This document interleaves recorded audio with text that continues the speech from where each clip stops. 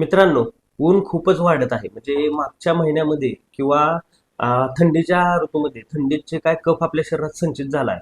त्याचं आता सूर्याच्या किरणाने तो वितळत आहे आणि सध्या तो आपल्याला त्रास करत आहे. म्हणजे नॉर्मल माणसाच्या घशात सुद्धा कफ सध्या खवखवत करत आहे किंवा कफ पडत आहे. तर अशा वेळी कसा आपला आहार विहार असला पाहिजे? तर आपण स्निग्ध, जड किंवा गोड म्हणजे मधुर किंवा चिकट पदार्थ जे काय डायरेक्ट कफाला वाढवणारे असे पदार्थ सध्या आहारात घेतले नाही पाहिजे. आणि केलं काय पाहिजे तर जुनाट म्हणजे तांदूळ, गहू, जुने गहू तांदूळ खाल्ले पाहिजे. सळईवर भाजलेलं मांस सेवन करायला शास्त्रामध्ये सांगितलेलं आहे. अशा पद्धतीचा आहार आपला या काळामध्ये असला पाहिजे.